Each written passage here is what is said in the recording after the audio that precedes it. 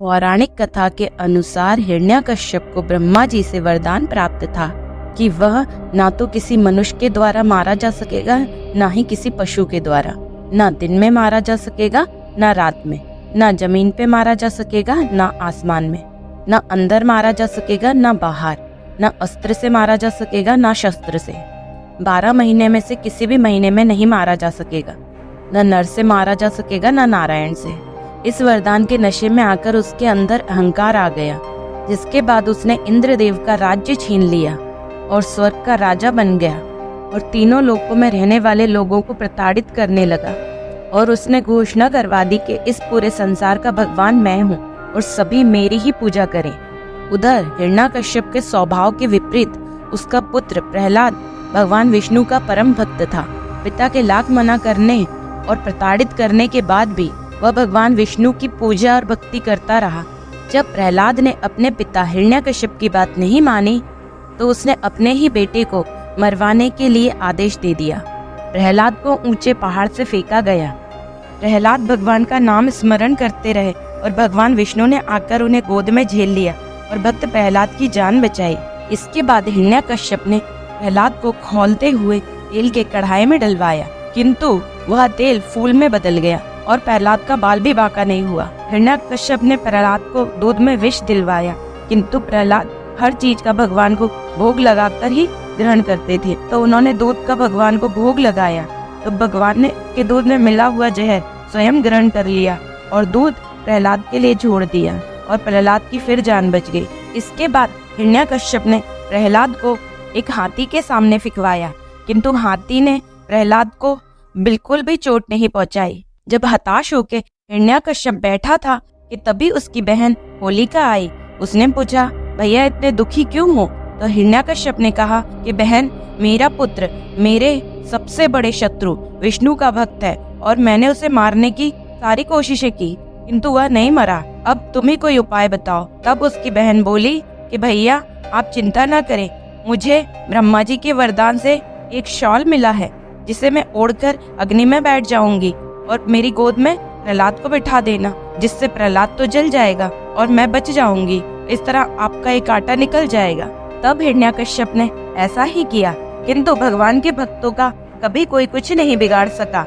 अतः होलिका जल के राख हो गई और प्रहलाद जी की भगवान ने रक्षा की। तब से होली का त्योहार शुरू हुआ। अब तो हिरण्यकश्यप क्रोध से आग बबूला हो गया और उसने एक लोहे का खंभा गर्म करवाया और फिर प्रहलाद को बुलाकर पूछने लगा, बता तेरा भगवान कहाँ है? प्रहलाद बोले, मेरा भगवान तो हर जगह है, इस छत में, दीवार में, आप में, मुझ में, इन सैनिकों में और इस खम्बे में, सब जगह भगवान है। तब हिरण्यकश्यप और क्रोधित हुआ और उसने बोला कि जा तेरे भगवान को पुकार। और क्रोध में आकर उसने जैसे ही एक गदा उस खम्बे में मारी, खम्बा चीरकर भगवान नरसिंह प्रकट हो गए और भगवान नरसिंह का हिरण्यकश्यप से युद्ध हुआ। बहुत देर तक युद्ध करने के बाद भगवान नरसिंह ने हिरण्यकश्यप को घसीटकर बीज रैली में बैठकर गोद में हिरण्यकश्यप को रखा। तब आकाशवाणी हुई कि हिरण्यकश्यप, याद कर, तूने जो वरदान मांगे थे वह सभी पूर्ण हुए। तूने कहा था न तो दिन में मरेगा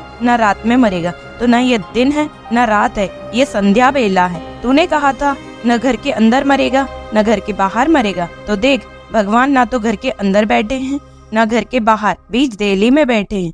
तूने कहा था न तो ऊपर मरेगा न नीचे मरेगा, तो न तू ऊपर है न तू नीचे है, तू भगवान की गोद में है। तूने कहा था कि ना इंसान से मरेगा न पशु से मरेगा, तो देख ना यह पशु है ना ये इंसान है। तूने कहा था न अस्त्र से मरेगा न शस्त्र से मरेगा, तो देख इनके पास न कोई अस्त्र है न कोई शस्त्र है। तूने कहा था कि 12 महीने में से किसी महीने में नहीं मरेगा, तो देख तेरे लिए ही यह मलमास बनाया गया है, यह अधिक मास तेरे लिए ही निर्मित किया गया है। तूने मांगा था कि न तो नर से मरेगा न नारायण से मरेगा, तो यह न पूरे नर है न नारायण है, यह भगवान नरसिंह है। ऐसे आकाशवाणी के होते ही भगवान नरसिंह ने नाखूनों से हिरण्यकश्यप का हृदय चीर दिया, अतः वह मृत्यु को प्राप्त हुआ।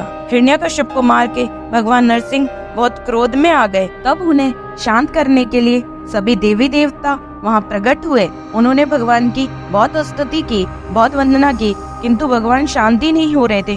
उनके मुख से ज्वालाएं निकल रही थी। नारद जी आए, नारद जी ने भी प्रार्थना की, किंतु भगवान शांत नहीं हुए। माता लक्ष्मी को बुलाया गया, किंतु माता लक्ष्मी से भी भगवान शांत नहीं हुए। तब नारद जी की दृष्टि प्रहलाद पे पड़ी, जो एक कोने में डरे सहमे खड़े थे। नारद जी प्रहलाद जी के पास गए और उनसे बोले कि पुत्र, भगवान ने यह स्वरूप तुम्हारे लिए रखा है, अतः तुम जाओ और भगवान से प्रार्थना करो, उनकी स्तुति करो, तब वो शांत होंगे। तब प्रहलाद जी डरते डरते आगे बढ़े, भगवान नरसिंह की स्तुति और प्रार्थना करने लगे। भगवान नरसिंह ने जब प्रहलाद को देखा तो वह शांत हुए और उन्होंने भक्त प्रहलाद को गोद में उठाया और अपनी गोद में बैठाकर उनको चाटने लगे। तब से भगवान का एक नाम भक्तवत्सल पड़ा। भगवान नरसिंह ने प्रहलाद से कहा, पुत्र मांगो, तुम्हें क्या वरदान चाहिए? तब प्रहलाद ने कहा कि भगवान, मुझे कोई वरदान नहीं चाहिए, आप मुझे यह वरदान दीजिए कि अगर मैं कभी कुछ मांगो भी तो आप मुझे वो न दे। इस तरह भगवान नरसिंह ने भक्त प्रहलाद की प्राणों की रक्षा की और उन्हें आशीर्वाद दिया, सुख पूर्वक और धर्म पूर्वक राज करें। इस प्रकार भक्त प्रहलाद को आशीर्वाद देकर भगवान अंतर्ध्यान हो गए। जिस दिन भगवान नरसिंह प्रकट हुए थे उसे भगवान नरसिंह जयंती के नाम से जानते हैं। भगवान नरसिंह सब पर कृपा करें और सबकी रक्षा करें।